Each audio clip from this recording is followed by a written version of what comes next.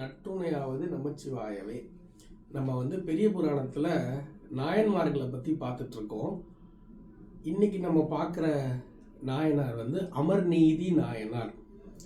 அல்லிமென் முல்லையந்தார் அமர்நீதிக்கும் அடியேன் அப்படின்ற பேரில் வர அந்த அமர்நீதி நாயனார். இவர் யாருன்னா, ஒரு வியாபாரம் பண்ணுற ஒரு ஆள், வணிகம் பண்ணுற ஒருத்தர்.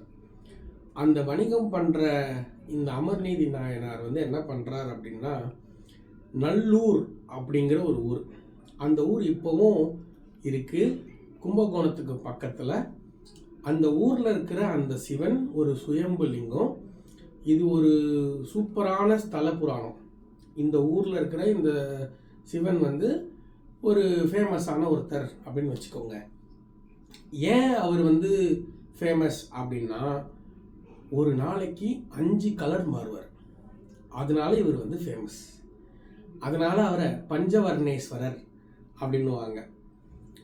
இங்கிலீஷில் சொல்லணும்னா copper, pink, emerald green, golden colour. என்ன கலர்னே சொல்ல முடியாத 5வது ஒரு கலர். இந்த 5 கலர் இவர் ஒரு நாளைக்கு மாறுவார் அப்படிங்கிற மாதிரி இருக்குது. இதில் இந்த கோயில் அவ்வளோ ஒரு ஸ்பெஷாலிட்டியான ஒரு கோயில். இந்த ஊரில் இருக்கிற இந்த சிவன், இந்த சிவனோட இந்த குளம், கோயிலில் இருக்கிற குளம், இது எப்படின்னா மகாமகத்தில் குளத்துக்கு ஈக்குவல் அப்படின்னு சொல்கிறாங்க. ராமாயணம் இல்லை, மகாபாரதத்தோட தொடர்பு இருக்கு. குந்தி தேவி 5 பேரை பாண்டவர்களை பெற்றெடுத்ததுக்கப்புறம் அவங்க எப்படின்னா பஞ்சபூதங்களோட உதவியால் தான் அந்த 5 பேர் பிறந்தாங்க அப்படின்னு இருக்குது. அதனால அவங்களுக்கு ஒரு தோஷம் இருக்கும். அந்த தோஷம் போகிறதுக்காக அவங்க நாரதரை வேண்டி, நாரதர் இந்த மாதிரி 7 கடலில் இருக்கிற தண்ணியில் குளிச்சாதான் உனக்கு சரியாகும்னு சொல்ல, அது இல்லாமல் இந்த ஊருக்கு வேற வழி கேட்பாங்க. இந்த ஊருக்கு இந்த குளத்தில் குளிக்கும்போது 7 கடல் தண்ணியையும் நாரதர் இந்த குளத்தில் இறக்கியிருக்கார். அதனால தான் இந்த குளம் மகாமகத்தோட கம்பேர் பண்ணுறாங்க. இதுதான் இந்த கோயிலோட ஸ்பெஷாலிட்டி. இந்த அமர்நீதி நாயனார் வியாபாரம் பண்ணி வரார். இவர் பக்கத்தில் இருக்கிற ஒரு ஊரில் இருக்கிறவர் வியாபாரத்துக்காக அடிக்கடி இந்த நல்லூருக்கு வருவார். அப்படி வரும்போது இந்த கோயிலை தரிசித்து இந்த சிவன் மேலே அவருக்கு ஈர்ப்பு தன் வீட்டையே இந்த ஊருக்கு மாற்றிக்கிட்டு வந்துடுறாரு. இங்கேருந்து என்ன பண்ணுறாருன்னா அவரோட வியாபாரம் பண்ணுறாரு. பேசிக்காக பட்டு துணி, அணிகலன்கள், அதாவது முத்து, பவழம், இந்த மாதிரி அணிகலன்கள், ஆடை அணிகலன்கள், இதெல்லாம் பண்ணுறவர் தான் இவர். இந்த வியாபாரம் நல்லா போயிட்டுருக்கு. அவர் ஒரு மனம் திறக்கிறார். அந்த மனத்தில் வர்ற சிவனடியாருக்கெல்லாம் அன்னம்பாலித்தல் அப்படின்னா உணவு பரிமாறுதல், இது பண்ணுறார். வர்றவங்களுக்கெல்லாம் சாப்பாடு போடுறார். பேசிக்காக சொல்லணும்னா அதோடு சேர்த்து அது மட்டும் பண்ணலை, அதோடு சேர்த்து அவங்களுக்கு திருநீற்று பை, அதுக்கப்புறம் அவங்களுக்கு அந்த காலத்தில், இப்போ தான் இதை ஒரு கேவலமான டேமாக பேசுகிறாங்க, கோவணம் அப்படிங்கிறது. அது ஒரு உண்மையான தூய தமிழ் சொல். அதாவது ஒரு ஆண் அணியக்கூடிய கீழாடை அனைத்துமே கோவணம் அப்படின்னு தான் வரும். அதிலிருந்து வந்தது தான் இப்போ நம்ம சொல்லிட்டு இருக்கிற இந்த வேஷ்டி. அப்படிதான் அது உருவம் ஆச்சு. ஸோ அந்த கீழாடை ஒரு ஆணுக்கு எப்படி கோவணம்னு சொல்கிறோமோ அந்த மாதிரி சிவனடியாருக்கு அந்த கீழ் துண்டு அதை அவர் கொடுக்குறவர். இந்த மாதிரி துண்டு கொடுப்பார், இதெல்லாம் பண்ணுவார். ஆஸ் யூஷுவல் இறைவன் அவரை சோதிக்கணுன்ற ஒரு காரணத்துக்காக வரார். ஒரு சிவனடியாராக வரார். இவர் வரவேற்று உட்கார வைக்கிறார்.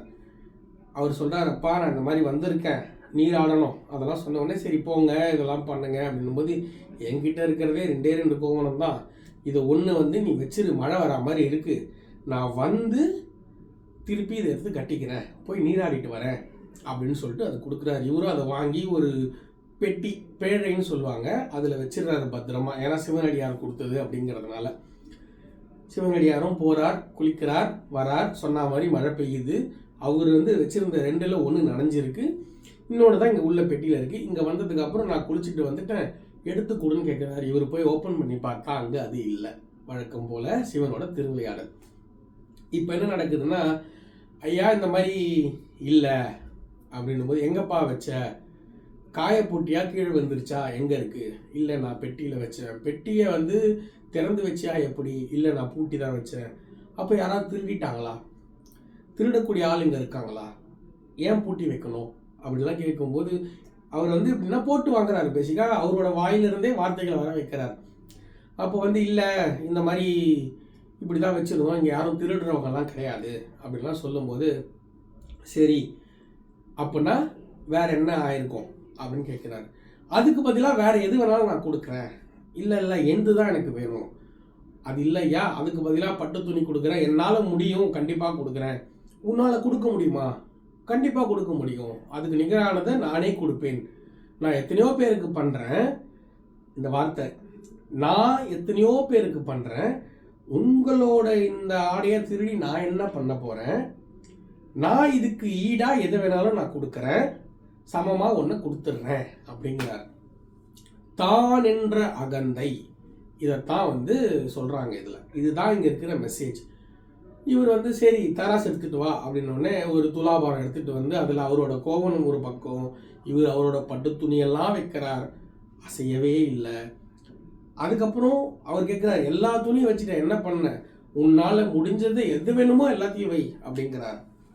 நகைகள்லாம் வைக்கிறார், ஒன்றும் வேலைக்காகலை, இறங்கவே இல்லை தராசு. அதுக்கப்புறம் வேறு வழி இல்லாமல் மனைவி மக்கள் எல்லாரையும் ஏற்றி நிற்க வைக்கிறார், பெரிய துலாபாரம் எடுத்துன்னு வந்து. அப்போவும் இறங்கலை. அப்போ தான் புரியுது, நான் அகந்தையில் இப்படி பேசிட்டேன். என்னோட சிவத்தொண்டு உண்மையாக இருந்தால் அந்த சிவத்தொண்டை இந்த தராசில் வைக்கிறேன் அப்படின்னு சொல்லி தானே எல்லாத்தையும் இறக்கிட்டு தானே தராசில் ஏறி நிற்கிறார். துலாபாரம் சமமாகுது. ஐயா சமமாயிடுச்சு அப்படின்னு சொல்லி இவர் திரும்பும்போது அங்கே சிவன் காட்சி அளிப்பார். இப்படி தான் இவருக்கு சிவன் அருள் புரிஞ்சார். இவரு தான் நம்ம இந்த ஒரு அமர்நீதி நாயனார். இதுதான் இவரோட கதை.